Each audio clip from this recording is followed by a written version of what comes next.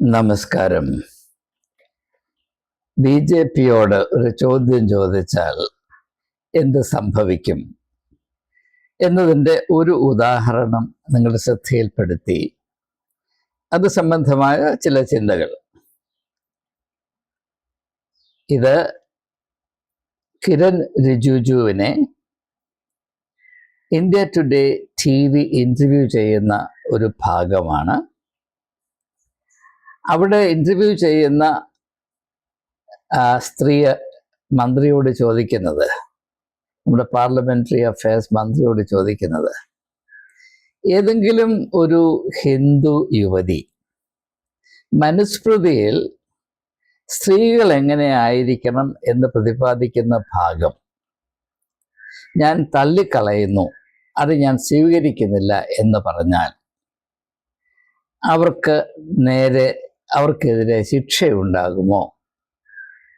അതിനുള്ള സ്വാതന്ത്ര്യം ഹിന്ദു സ്ത്രീകൾക്ക് ഉണ്ടാകണമോ? ഇതാണ് ചോദ്യം.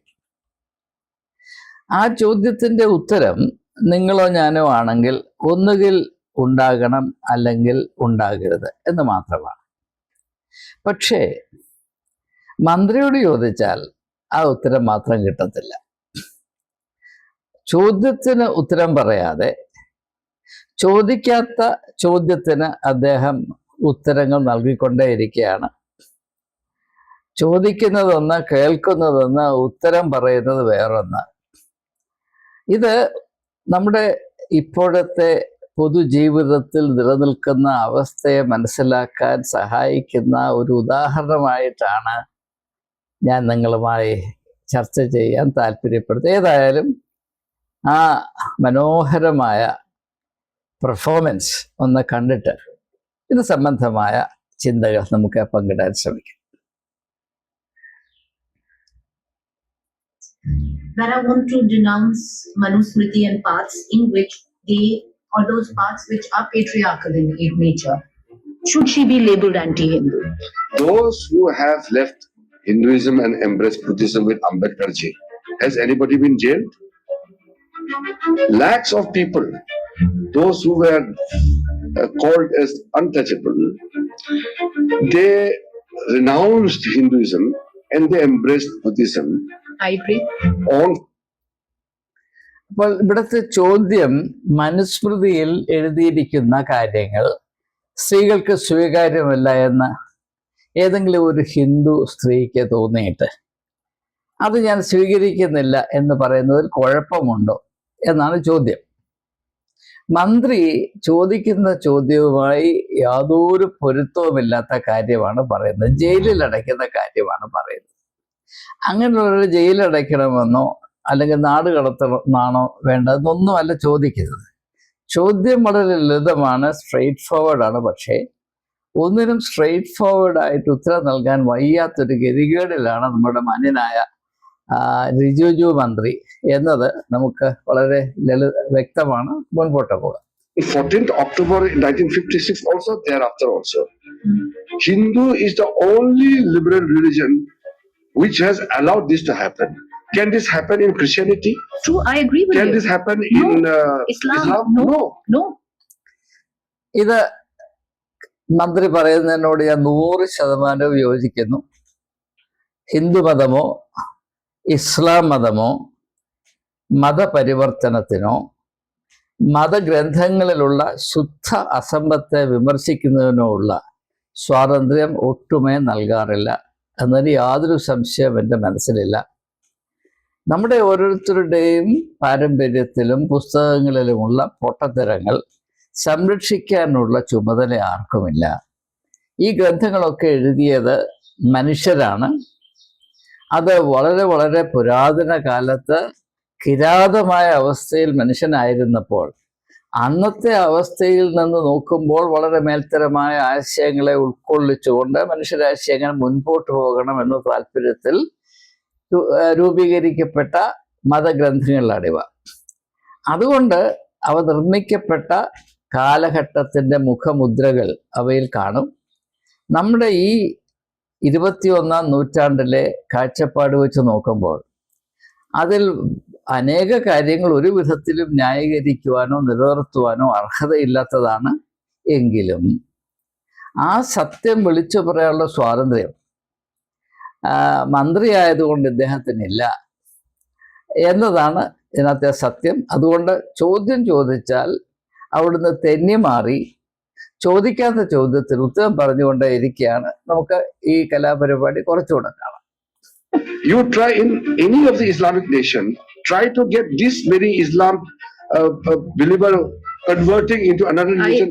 Agree. So please appreciate Hinduism. 100% you're right. Hinduism is the only philosophy which has given so much of freedom. 100%, sir. So that's why I agree, because we are unlike other religions. Hinduism is unlike, like you said, Christianity, unlike Islam.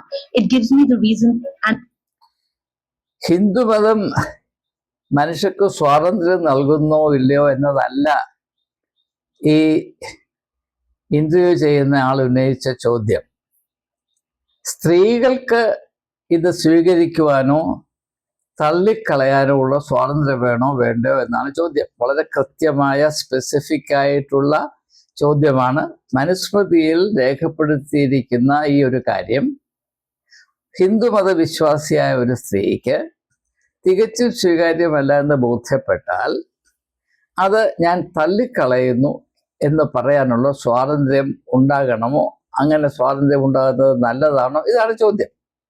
പക്ഷെ ആ ചോദ്യത്തിന് മാത്രം ഇദ്ദേഹം മറുപടി പറയുകയില്ല. ഒരു പക്ഷേ ആ ചോദ്യം കേൾക്കാനുള്ള സ്വാതന്ത്ര്യം പോലും അദ്ദേഹത്തിനില്ല എന്നതാണ് യാഥാർത്ഥ്യം കുറച്ചുകൂടെ. and the space and a safe space to question my religion.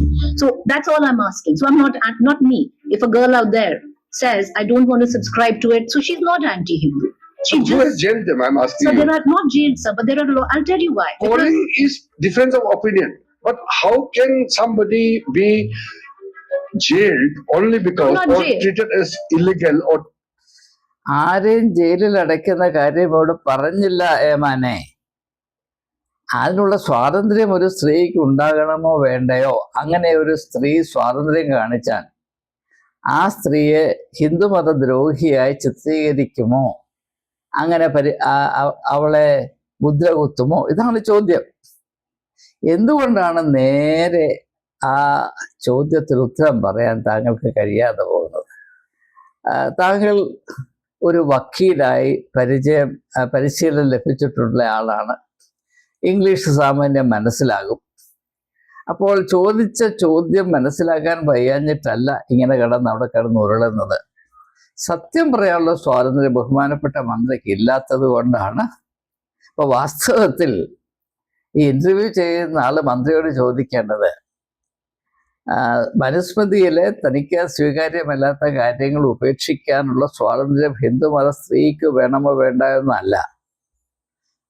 ഈ മന്ത്രിയോട് ചോദിക്കേണ്ട ചോദ്യം, മന്ത്രിയുടെ കസേരയിൽ കയറിയിരുന്നാൽ ഒരു വ്യക്തിക്ക് സത്യം അറിയാനും അംഗീകരിക്കാനും അംഗീകരിക്കുന്ന സത്യത്തെ പൊതുവായി സമ്മതിക്കാനുമുള്ള സ്വാതന്ത്ര്യം ഉണ്ടാകണമോ? അങ്ങനെ സ്വാതന്ത്ര്യം കാണിക്കുന്നയാൾ ഹിന്ദുമത ദ്രോഹിയായി പരിഗണിക്കപ്പെടണമോ വേണ്ടയോ എന്നാണ് ചോദിക്കേണ്ടത്. അപ്പൊ ചോദിക്കുന്നയാളും വേണ്ട കാര്യമല്ല ചോദിക്കുന്നത്. എന്നാൽ ചോദിക്കുന്ന ചോദ്യത്തിന്റെ ഉത്തരമല്ല മന്ത്രി പറയുന്നത്. ഇതിപ്പോൾ നമ്മുടെ മാധ്യമ ലോകത്ത് നിലനിൽക്കുന്ന സ്ഥിതിവിശേഷത്തെ ഏറ്റവും മനോഹരമായി ചിത്രീകരിക്കുന്ന വെളിപ്പെടുത്തുന്ന ഒരു സംഭവമായതുകൊണ്ടും കൂടെയാണ് നിങ്ങളുടെ ശ്രദ്ധയിൽ ഇത് പെടുത്തുന്നത് ഉചിതമാണ് എന്ന് ഞാൻ മനസ്സിലാക്കുന്നത്. വീണ്ടും നമുക്ക് ഇദ്ദേഹത്തിന്റെ ഈ കലാപരിപാടി taken action only because one has given an opinion. But if you say you want to break India, cut chicken neck and break Northeast, I will be the first person to tell he should be convicted. For a young girl out there today, എൻ്റെ പ്രിയപ്പെട്ട സുഹൃത്തുക്കളെ, ഈ interview ചെയ്ത ഈ സ്ത്രീ, എനിക്ക് അവരുടെ പേര് ഇപ്പോൾ ഓർമ്മ വരുന്നില്ല, അവര് മന്ത്രിയോട് ചോദിച്ചില്ല ചിക്കൻ നെക്ക് കട്ട് ചെയ്യുന്നവരുടെ കാര്യമോ ദേശം കീറി മുറിക്കുന്ന ആളുകളുടെ കാര്യമോ അല്ല ചോദിച്ചത്. അവര് ചോദിച്ച ഏക ചോദ്യം, ഒരു ഹിന്ദു സ്ത്രീ മനുസ്മൃതിയിൽ സ്ത്രീകൾ എങ്ങനെ ആയിരിക്കണം, ചെറുപ്പത്തിൽ പിതാവിൻ്റെ, യുവതിയായി കഴിഞ്ഞാൽ ഭർത്താവിൻ്റെ, വിധവയായി കഴിഞ്ഞാൽ മകൻ്റെ കീഴെ ആയിരിക്കണം, സംരക്ഷണത്തിലായിരിക്കണം, ഒരിക്കലും ഒരു സ്ത്രീ സ്വതന്ത്രയാകരുത് എന്ന ഈ ഒരു നിയമം എനിക്ക് സ്വീകാര്യമല്ല എന്ന് ഒരു ഹിന്ദു സ്ത്രീ പറഞ്ഞാൽ അവൾ ഹിന്ദു മതത്തിന്റെ ശത്രുവാകുമോ ഇല്ലയോ? ഇതാണ് ചോദ്യം. ഉടനെ മന്ത്രി അതും കൊണ്ട് ഓടിപ്പോയത് ചിക്കൻ നെക്ക് മുറിക്കാൻ പോയി, രാജ്യദ്രോഹം ഉണ്ടാക്കി, അതൊന്നും ഇവിടെ ആരും പറയുന്നില്ല. അപ്പോൾ വളരെ വളരെ സങ്കടകരമാണ്. ഇതാണല്ലോ ഒരു മന്ത്രിയുടെ അവസ്ഥ എന്നോർത്ത് ഞാൻ വാസ്തവത്തിൽ ദുഃഖിക്കുകയാണ്. ഇനിയും നമുക്കറിയാം, ഈ മതപരമായ കാര്യത്തിൽ വരുമ്പോൾ ആർക്കും തന്നെ സത്യസന്ധമായി ചിന്തിക്കുവാനും തങ്ങൾക്കുള്ള ആന്തരികമായ വെളിച്ചം വ്യക്തിപരമായി തിരിച്ചറിഞ്ഞ് അതിനനുസരിച്ച് ഒരു നിലപാടെടുക്കാനുമുള്ള സ്വാതന്ത്ര്യമില്ല. അതൊരു കാലത്ത് ഉണ്ടായിരുന്നില്ല, ഒരു കാലത്ത് ഉണ്ടാകുകയുമില്ല. ഞാൻ മത നവീകരണത്തിൻ്റെ ചരിത്രം മനസ്സിലാക്കാൻ ശ്രമിച്ചിട്ടുണ്ട്. സഹസ്രാബ്ദങ്ങളിലായി നിങ്ങൾ ചരിത്രം പരിശോധിച്ചാൽ മതത്തെ അതിൻ്റെ ഉള്ളിൽ നിന്ന് പരിഷ്കരിച്ച് അതിൻ്റെ ഉള്ളിൽ സ്ഥിതി ചെയ്യുന്ന അഴുക്കുകൾ, മനുഷ്യത്വരഹിതമായ സങ്കല്പങ്ങൾ, വികാരങ്ങൾ, പ്രേരണകൾ ഉപേക്ഷിക്കണം എന്ന നിലപാട് എടുക്കുന്ന ഒരു വ്യക്തിക്ക് പോലും ഈ മതത്തിൻ്റെ ചട്ടക്കൂടിൽ നിൽക്കുവാൻ സാധ്യമല്ല. അതൊന്നും വേണ്ട. മനുഷ്യന് ദൈവം നൽകുന്ന ചിന്താശക്തി വേണ്ടതുപോലെ ഉപയോഗിച്ച് ദൈവികമായ കാര്യങ്ങൾ മനസ്സിലാക്കണമെന്നാരെങ്കിലും പറഞ്ഞിട്ടുണ്ടെങ്കിൽ അവരെയും കൊന്നു കളഞ്ഞിട്ടുണ്ട്. ഇത് കിരൺ റിജിജു പറയുന്നത് വളരെ ശരിയാണ്. ഇസ്ലാം മതത്തെയും പ്രത്യേകിച്ച് ക്രിസ്തു മതത്തെയും ആപേക്ഷികമായി പരിശോധിക്കുമ്പോൾ പരമ്പരാഗതമായി ഹിന്ദുമതം വളരെയധികം സഹിഷ്ണുതയുള്ള വിശാല മനസ്സുള്ള ഒരു മതം തന്നെയായിരുന്നു. അത് വാസ്തവത്തിലൊരു മതമല്ല എന്ന് സർവേപ്പള്ളി രാധാകൃഷ്ണൻ തൻ്റെ പുസ്തകത്തിൽ പറഞ്ഞിട്ടുണ്ട്. It's a way of life. അതുകൊണ്ടാണ് അത് കുറച്ചുകൂടെയൊക്കെ ഒരു സഹിഷ്ണുത കാണിക്കുന്നത്. എന്നാൽ ഹിന്ദുമതം ഏറ്റവും വിശാല മനസ്കമായിരുന്നു, എല്ലാം സ്വീകരിച്ചു, അല്ലെങ്കിൽ സഹിച്ചു, അല്ലെങ്കിൽ സ്വീകരിച്ചു. അത് പണ്ട് ചെയ്തു എന്ന് പറഞ്ഞിട്ടൊന്നും കാര്യമില്ല. ഇപ്പോഴത്തെ അവസ്ഥ എന്താണ്? അബ്രാഹമിക് റിലിജിയൻസ്, അതായത് യഹൂദ മതം, ഇസ്ലാം മതം, ക്രിസ്തു മതം, ഇവയിലുള്ള അസഹിഷ്ണുത അതുപോലെ ഒപ്പിയെടുക്കാനും സർക്കാരിൻ്റെ ശക്തി കയ്യിലുള്ളത് കൊണ്ട് ഏറ്റവും മൂർച്ചയായ വിധത്തിൽ മറ്റുള്ളവർക്കെതിരെ പ്രയോഗിക്കാനും സാധിക്കുമോ എന്ന താല്പര്യത്തിലാണ് വാസ്തവത്തിൽ ഹിന്ദുമതം ഈ പറയുന്ന 3 മതങ്ങളെയും അനുകരിച്ച് ഹിന്ദുമതം തന്നെ അല്ല എന്നൊരവസ്ഥയിലേക്ക് ഇത് കടന്നു വരുന്നുണ്ടോ എന്ന ഒരു സംശയം ഈ കാലത്ത് വളരെ ന്യായമാണ്. കാരണം നിങ്ങൾക്ക് ഓർമ്മയുണ്ടെങ്കിൽ കഴിഞ്ഞ നൂറ്റാണ്ടിൽ, അതായത് 20-ാം നൂറ്റാണ്ടിൽ, അതിൻ്റെ 70-കളിൽ, 80-കളിൽ, 90-കളിലൊക്കെ ഹിന്ദുമതത്തെ സെമറ്റിസൈസ് ചെയ്യണം എന്ന് പറഞ്ഞാൽ ഹിന്ദുമതത്തിൻ്റെ ആത്മാവ്, ഹിന്ദുമതത്തിൻ്റെ സ്വഭാവം യഹൂദൻ്റെ സ്വഭാവം പോലെയും ഇസ്ലാമിക വിശ്വാസിയുടെ സ്വഭാവം പോലെയും ക്രിസ്തുമത വിശ്വാസിയെ പോലെയും ആയിരിക്കണം. മതപരമായ സഹിഷ്ണുത പാടില്ല. അതുപോലെ നാം നമ്മെ തന്നെ ആവിഷ്കരിക്കണം, ആക്കി തീർക്കണം എന്ന് പറഞ്ഞൊരു വലിയ സംവാദം നടന്നിരുന്നു. അതിന്ന് സഫലീകരിച്ചിരിക്കുന്നു, അത്രമാത്രം. അപ്പം അതുകൊണ്ട് ഒരിക്കലും ഈ ഒരു വിഷയത്തെപ്പറ്റി സത്യസന്ധമായി ഉന്നയിക്കപ്പെടുന്ന ചോദ്യത്തിന് മറുപടിയായി പ്രതികരിക്കാനുള്ള സ്വാതന്ത്ര്യം ബഹുമാനപ്പെട്ട മന്ത്രിക്കില്ല. ഈ തരുണത്തിൻ്റെ മനസ്സിൽ വരുന്നൊരു ചെറിയ സംഭവം കൂടെ സൂചിപ്പിച്ച് ഞാൻ ഈ വീഡിയോ അവസാനിപ്പിക്കാൻ പോവുകയാണ്.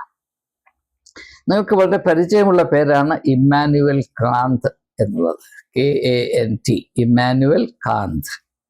ജർമ്മനിയുടെ വളരെ തലയെടുപ്പുള്ള ഒരു ദാർശനികനായിരുന്നു. അദ്ദേഹത്തിൻ്റെ ശിഷ്യനായി ഒരു യഹൂദ യുവാവ് പഠിച്ചിരുന്നു. അപ്പോൾ ഇമ്മാനുവൽ കാന്തിൻ്റെ ശിഷ്യനായി പഠിക്കാൻ ഒക്കുക എന്ന് പറഞ്ഞാൽ വലിയൊരു പദവിയാണ്, അതുല്യമായ പദവിയാണ്. ഇപ്പം നമ്മുടെ കാലത്ത് ഏതാണ്ട് സമമായി പറഞ്ഞാൽ അണ്ടർ ഗ്രാജുവേറ്റ് ക്ലാസ്സിൽ പഠിക്കുന്ന, ഇക്കണോമിക്സ് പഠിക്കുന്ന ഒരു വിദ്യാർത്ഥിക്ക് അമർത്യ സെന്നിൻ്റെ കൂടെ ഇരുന്ന് അദ്ദേഹത്തിൻ്റെ മേൽനോട്ടത്തിൽ പഠിക്കാൻ കഴിയുന്നു എന്ന് പറയുന്നത് വലിയ അഭിമാനമാണല്ലോ. അതിൻ്റെ ഒരു 100 ഇരട്ടി വലിയ അഭിമാനമാണ് ഇമ്മാനുവൽ കാന്തിൻ്റെ ശിഷ്യനായി പഠിക്കാൻ സാധിക്കുക. അങ്ങനെ ആ ഒരു ഭാഗ്യം സിദ്ധിച്ച ഒരു യഹൂദ യുവാവ് കാന്തിൻ്റെ ഇൻഫ്ലുവൻസോടുകൂടെ സ്വതന്ത്രമായി ചിന്തിക്കാൻ തുടങ്ങി. ഈ ശ്രുതി, ഈ അപഖ്യാതി യഹൂദ മണ്ഡലങ്ങളിലൊക്കെയും തീ പോലെ പടർന്നു പിടിച്ചു. ഈ അപകടത്തിൽ നിന്ന് യുവാവിനെ രക്ഷിക്കാനായി അല്പം പ്രായമേറിയ ഒരു യഹൂദ മത അധികാരി, റബായ് എന്ന് പറയും, മലയാളത്തിൽ റബി എന്നാണെന്ന് തോന്നുന്നത്, ഇംഗ്ലീഷിൽ റബി വന്നു. അപ്പോൾ ആ റബിയും ഈ യുവാവും തമ്മിലുള്ള സംഭാഷണം വളരെ രസകരമാണ്. ഈ റബി അദ്ദേഹത്തിൻ്റെ മതപരമായ തീക്ഷ്ണതയും അദ്ദേഹത്തിൻ്റെ ബൗദ്ധികമായ കഴിവുകളും വാക്ചാതുര്യവും എല്ലാം വേണ്ടതുപോലെ ഉപയോഗിച്ച് ഈ യുവാവിനെ മനം മാറ്റാനും അവൻ ഈ വീണുപോയ കുഴിയിൽ നിന്ന് അവനെ കരയേറ്റുവാനുമായ ശ്രമം നടത്തിയെങ്കിലും അത് മുഴുവനും പരാജയപ്പെട്ടു. അങ്ങനെ പരാജയപ്പെട്ട അതിൻ്റെ കുണ്ഠിതത്തിൽ, ആ ദേഷ്യത്തിൽ ഈ റബി കരുതിക്കൊണ്ട് പോയ ഒരായുധം അദ്ദേഹം വെളിയിലെടുത്തു. നമുക്കറിയാം, പുരോഹിതൻ്റെ ആയുധം എന്ന് പറഞ്ഞാൽ പുരോഹിതന് കൊടുക്കാവുന്ന ഏറ്റവും വലിയ ശിക്ഷ അവനെ ആ മത കൂട്ടത്തിൽ നിന്ന്, റിലീജിയസ് കമ്മ്യൂണിറ്റിയിൽ നിന്ന് ബഹിഷ്കരിക്കുക, എക്സ്കമ്മ്യൂണിക്കേറ്റ് ചെയ്യുക എന്നുള്ളതാണ്. അപ്പോൾ യഹൂദന്മാർ ആ കൂട്ടത്തിൽപ്പെട്ട ഒരാളെ അവരുടെ മധ്യത്തിൽ നിന്ന് ബഹിഷ്കരിക്കുമ്പോൾ അതൊരു വലിയൊരു റിച്വലാണ്, അതൊരു വലിയൊരു ക്രമം തന്നെയുണ്ട്. അതിൻ്റെ അവസാന ഭാഗത്ത് വരുമ്പോൾ ഒരു കോലാടിൻ്റെ കൊമ്പ് കൊണ്ടുണ്ടാക്കിയ ഒരു കാഹളം പോലെ ഒരു ഉപകരണം ഊതും. അതിന് ഷോഫാർ എന്നാണ് പറയുന്നത്. ഞാൻ അതിൻ്റെ ഒരു പടം നിങ്ങളെ കാണിക്കാമെന്ന് വിചാരിക്കുകയാണ്. ഷോഫാർ, ഇതാണ് ഷോഫാർ എന്ന് പറയുന്നത്. ഇത് ഊതും. ഇത് ഊതുമ്പോൾ ഏത് യഹൂദനാണെങ്കിലും ഞെട്ടിപ്പോകും. കാരണം ഇത് ഊതുന്നതിൻ്റെ അർത്ഥം, ഞങ്ങളെ സംബന്ധിച്ചിടത്തോളം നീ മരിച്ചുപോയി, ഇനി നിന്നെ യഹൂദനായി ഞങ്ങൾ കാണുകയില്ല, അംഗീകരിക്കുകയില്ല. ഇന്നു മുതൽ നിന്റെ പേര് ശപിക്കപ്പെട്ടതാണ്, നീയും നിന്റെ സന്തതിയും ശപിക്കപ്പെടും, നിനക്ക് വേണ്ടി ആരും പ്രാർത്ഥിക്കരുത്, നീ ഞങ്ങളെ സംബന്ധിച്ചിടത്തോളം ഞങ്ങളുടെ കണ്ണുകൊണ്ട് കാണാനോ വാഗുകൊണ്ട് അതിനോട് സംസാരിക്കാനോ അർഹതയില്ലാത്ത പുറജാതിക്കാരനാണ് എന്ന ആ വലിയ ശിക്ഷ ഈ ഒരു ഉപകരണത്തിൽ കൂടെയാണ് യഹൂദ മത അധികാരി അറിയിക്കുന്നത്. Blowing of the shofar. അപ്പൊ ഇത് ഊതിയാൽ യഹൂദൻ ഞെട്ടി വിറച്ചുകളെ. അപ്പോൾ ഇദ്ദേഹം ഇത് എടുത്തിട്ട് ആ യുവാവിനോട് ചോദിച്ചു, ഇതെന്താണ് എന്ന് നിനക്കറിയാമോ എന്ന് ചോദിച്ചു. അവൻ യാതൊരു ഭാവഭേദവുമില്ല പറഞ്ഞു, അതൊരു ആടിൻ്റെ കൊമ്പാണേ എന്ന് പറഞ്ഞു. എന്ന് പറഞ്ഞപ്പോൾ ഈ റബി അതിൻ്റെ ഷോക്ക് സഹിക്കാൻ വയ്യാതെ ബോധം കെട്ട് വീണു എന്നൊരു കഥയുണ്ട്. കഥയെല്ലാം സംഭവിച്ചാൽ ഞാൻ എന്തുകൊണ്ട് ഇത് പറഞ്ഞു എന്ന് ചോദിച്ചാൽ, ഈ മതത്തിൻ്റെ വലിയ വലിയ അധികാരവും വലിയ ശക്തിയുമൊക്കെ നിൽക്കുന്നത് അതിനു വേണ്ടി നിർമ്മിക്കപ്പെട്ട ഒരു ചട്ടക്കൂടിനുള്ളിൽ മാത്രമാണ്. ആ ചട്ടക്കൂടിൻ്റെ ഉള്ളിൽ നിന്ന് വെളിയിലേക്ക് കൊണ്ടുവന്നാൽ അത് വേറെ ചപ്പും ചവറുമായി പോകും. അപ്പോൾ അതുകൊണ്ടാണ് മനുസ്മൃതി എന്ന് പറയുമ്പോൾ, ഇപ്പോൾ ക്രിസ്ത്യാനിടയിൽ വേദപുസ്തകം എന്ന് പറയുമ്പോൾ, അല്ലെങ്കിൽ യഹൂദന്മാരുടെ ഇടയിൽ തോര എന്ന് പറയുമ്പോൾ, അല്ലെങ്കിൽ മുസ്ലിങ്ങളുടെ ഇടയിൽ ഖുറാൻ എന്ന് പറയുമ്പോൾ, അത് അവരുടെ ആകമാനമായ ഒരു വീക്ഷണമാണ്. അതിനപ്പുറത്തേക്ക് പോയാൽ ഈ റബിക്ക് പറ്റിയതുപോലെ ബോധം കെട്ട് മൂക്ക് കുത്തി വീഴും, ചക്ക വെട്ടിയതുപോലെ വീഴും. കാരണം പിന്നെ പിടിച്ചു നിൽക്കാനൊക്കത്തില്ല. ഈ ചട്ടക്കൂടിന് വെളിയിൽ ഹിന്ദു സ്ത്രീകളുടെ അവസ്ഥ എന്തായിരിക്കണമെന്ന് മനുസ്മൃതി നിഷ്കർഷിക്കുന്നത് പരാമർശിച്ചാൽ അത് ഏറ്റവും അപഹാസ്യമായി തീരും. അതുകൊണ്ടാണ് ഈ ചട്ടക്കൂടിനെ നിലനിർത്തുന്നതിന് വേണ്ടി മാത്രമാണ് ഈ മനുസ്മൃതിക്കൊക്കെ ഇത്ര വലിയ വില കൊടുക്കുന്നത്, ക്രിസ്ത്യാനികൾ അവിടെ വേദപുസ്തകത്തിന് വേണ്ടി വില കൊടുക്കുന്നത്. ക്രിസ്ത്യാനികൾക്ക് വേദപുസ്തകമായിട്ട് ഒരു ബന്ധവുമില്ല. ബഹുഭൂരിപക്ഷം ആളുകൾക്കും വേദപുസ്തകത്തിൻ്റെ ഉള്ളടക്കം എന്താണെന്ന് തന്നെ ABCD അറിയത്തില്ല. യാതൊരു സംശയം എനിക്കില്ല. മുസ്ലിങ്ങളും ഏതാണ്ട് അപ്രകാരം തന്നെയാണ്. അവർ ഖുർആനൊക്കെ കാണാപ്പാഠം പഠിക്കുമെങ്കിലും ഏതെങ്കിലും ഒരു കാര്യം കാണാപ്പാഠം പഠിച്ചത് കൊണ്ട് അതിൻ്റെ അർത്ഥം മനസ്സിലാക്കിയതൊന്നും അർത്ഥമില്ല. ഇനി അർത്ഥം മനസ്സിലാക്കിയാൽ തന്നെ അത് ജീവിതത്തിൽ പ്രയോഗിച്ചു ഒന്നും അർത്ഥമില്ല. അപ്പൊ ഇതെല്ലാം ഓരോ സങ്കല്പങ്ങളുടെ കൂമ്പാരങ്ങളാണ്. ഇതിൽ സത്യമൊന്നുമില്ല. സത്യവും സങ്കല്പവും രണ്ടും രണ്ട് വഴിക്കാണ്. അപ്പോൾ ഇവിടെ നടക്കുന്ന ഈ വിവാദത്തിന്റെ അർത്ഥം ഒന്ന് മനസ്സിലാക്കണമെന്നാണ് എനിക്ക് അഭ്യർത്ഥിക്കാറുള്ളത്. ഈ നൂറ്റാണ്ടിൽ സ്ത്രീകളുടെ അവസ്ഥ ഇങ്ങനെ ആയിരിക്കണം എന്ന് UPയുടെ ചീഫ് മിനിസ്റ്ററായ യോഗി ആദിത്യനാഥിന് പറയാനും വയ്യ, പറയാതിരിക്കാനും വയ്യ. അപ്പൊ അതുകൊണ്ട് പേട്രിയാർക്കിയെ നശിപ്പിക്കണം എന്ന് രാഹുൽ ഗാന്ധി പറഞ്ഞു. അത് വലിയ അപരാധമാണ്. പക്ഷെ എങ്ങനെയാണ് അതൊരു അപരാധമായത് എന്ന് പറയാൻ അദ്ദേഹം ആകുന്നത്ര ശ്രമിച്ചിട്ടും അദ്ദേഹത്തിന് പറയാൻ ഒക്കുന്നില്ല. പറയാൻ അറിയാൻ വേണ്ടിയിട്ടാണോ, പറയുന്നത് തിരിച്ചടി കിട്ടുമെന്ന് അറിഞ്ഞിട്ടാണോ അറിയില്ല. ഏതായാലും ഒരു കാര്യം ഞാൻ പറയാം. അത് കിരൺ റിജിജുവിനോടാണെങ്കിലും ഞങ്ങളുടെ മെത്രാന്മാരോടാണെങ്കിലും മുള്ളവരോടാണെങ്കിലും ആരോടാണെങ്കിലും പറയാം. ഇനി അങ്ങോട്ടുള്ള കാലം ഇച്ചിരി മെനക്കേടുള്ള കാലമാണ്. ഞാൻ ഇച്ചിരി മുമ്പ് സൂചിപ്പിച്ചതുപോലെ നൂറ്റാണ്ടുകളായി മനുഷ്യൻ സംരക്ഷിച്ചു വന്ന ചട്ടക്കൂടില്ലേ, അത് പൊളിഞ്ഞു പോകുന്ന ഒരു അവസ്ഥയിലേക്ക് നാം പ്രവേശിച്ചു കഴിഞ്ഞു. അല്ലെങ്കിൽ പൂനെയിലെ ആ വലിയ സ്ത്രീ സമ്മേളനത്തിൽ എഴുന്നേറ്റ് നിന്ന് രാഹുൽ ഗാന്ധി സ്മാഷ് പേട്രിയാർക്കി എന്ന് ഒരിക്കലും വിളിച്ചു പറയുകയില്ല. ഭാരതത്തിൻ്റെ രാഷ്ട്രീയ ചരിത്രത്തിൽ ആദ്യമായിട്ടാണ് ഒരു നേതാവ്, അതായത് 80% ഹിന്ദുക്കളുള്ള ഈ രാജ്യത്ത് ഹിന്ദു തന്നെയായ ഒരു നേതാവ് എഴുന്നേറ്റ് നിന്ന് സ്ത്രീകളെ അഭിസംബോധന ചെയ്തുകൊണ്ട് പേട്രിയാർക്കിയെ ഇല്ലാതാക്കണം എന്ന് പറയുമ്പോൾ അതൊരു വലിയ വലിയ സന്ദേശം തന്നെയാണ്. അത് വലിയ മാറ്റത്തിൻ്റെ മാറ്റലിയാണ്. അത് BJPയെ സംബന്ധിച്ചിടത്തോളം ഏറ്റവും അധികം അവരെ ഞെട്ടിപ്പിക്കുന്നതാണ്. അതുകൊണ്ടാണ് ഇങ്ങനെ വല്ലാതെ റിയാക്ട് ചെയ്യുന്നത്. പക്ഷെ എങ്ങനെ റിയാക്ട് ചെയ്യണമെന്ന് അറിയില്ല. എന്നാൽ റിയാക്ട് ചെയ്യാതിരിക്കാനും വയ്യ. അതുകൊണ്ട് വളരെ വളരെ ശ്രദ്ധിച്ച് ഒരു കണക്ക് കൂട്ടി ഒരു ഇൻ്റർവ്യൂ ഇങ്ങനെ പാസ്സാക്കി അത് ഇന്ത്യ ടുഡേ ടെലിവിഷൻ്റെ സഹായത്തോടെ ജനങ്ങളിൽ എത്തിക്കാനുള്ള ശ്രമമാണ് കിരൺ റിജിജു നടത്തിയത്. പക്ഷേ ആ ശ്രമം അമ്പേ പാളിപ്പോയി.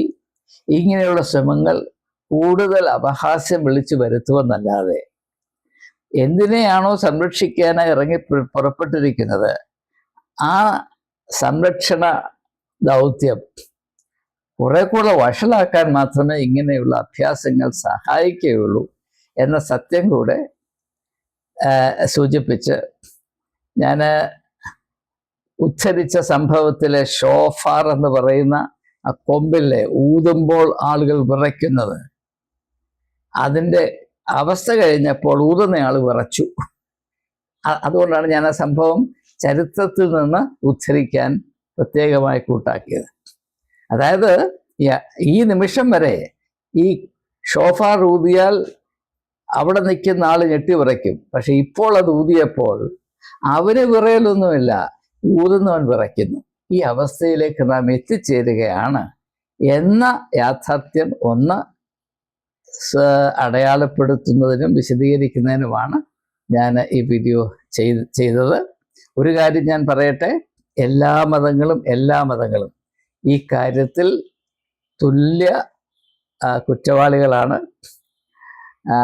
സ്ത്രീകളോട് നീതി പാലിക്കുന്നതിൽ മതസംവിധാനങ്ങൾ എക്കാലത്തും വൈമനസ്യം കാണിച്ചിട്ടുണ്ട്, അതിൽ പരാജയപ്പെട്ടിട്ടുണ്ട്, മനഃപൂർവ്വം അത് അവഗണിച്ചിട്ടുണ്ട്.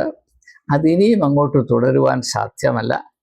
നമുക്കറിയാം ജെൻസിയെ സംബന്ധിച്ചിടത്തോളം ലിംഗനീതി എന്നത് അവരുടെ ഒരു പ്രധാനപ്പെട്ട അജണ്ടയാണ്.